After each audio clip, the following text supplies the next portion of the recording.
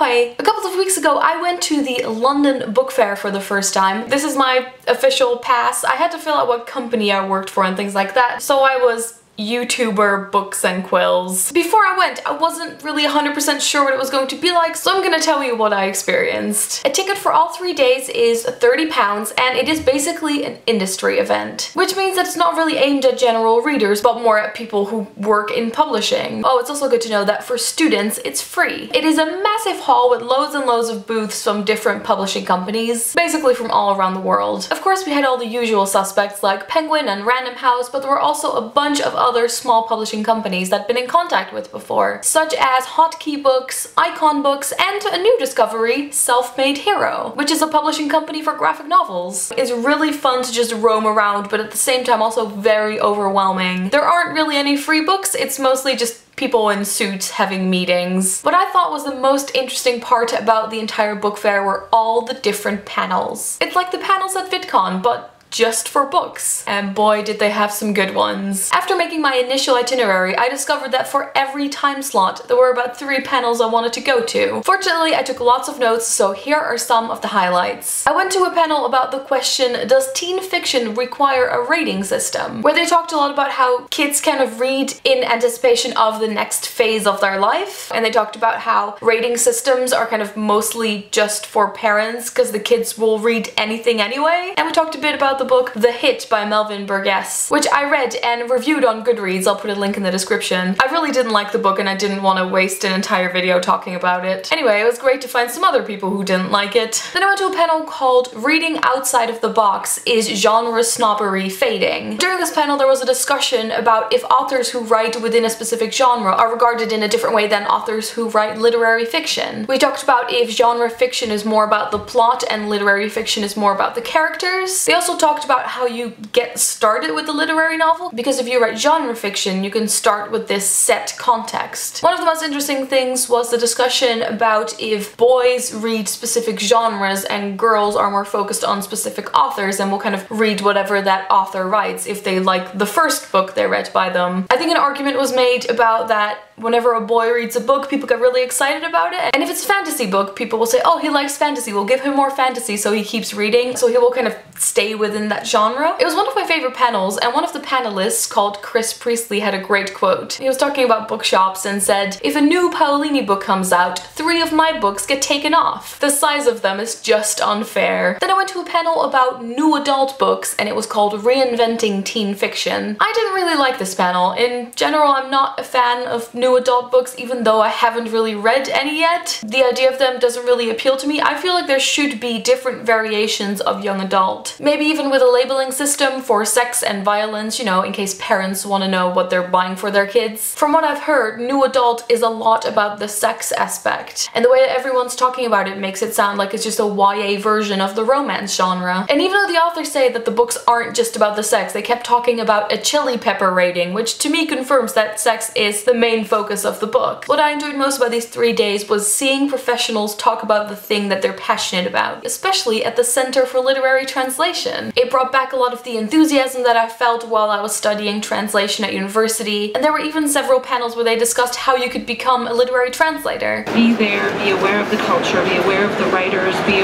you know, treat it as an anthropologist would treat it. By the time the translation lands on my table, I do not refer back to the original. I don't care any longer about the original. What I care about, does this text make sense in English? Do we have a rhythm going? Does the rhythm make sense? Very interesting thing they talked about was the difference between the US and the UK when it comes to translators. Apparently in the US it's way more common for translators to be on the cover of the book. In France the translator is always on the cover of the book. It was really great to hear all these people talk about their ideas of what they think the future of publishing will be like. And also it was really fun to hear about people's long journey into publishing and that it's completely fine to take a detour. I was a PA to a lot of B and C list celebrities.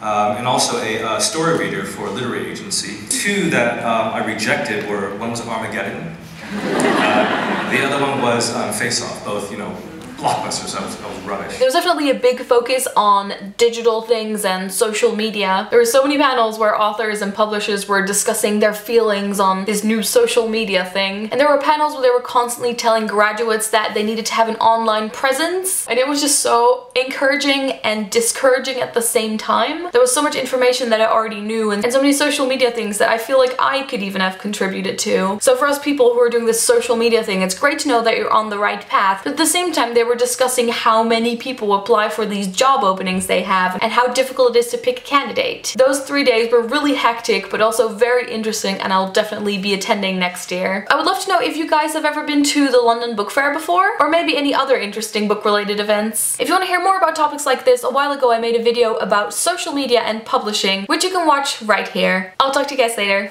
Doei!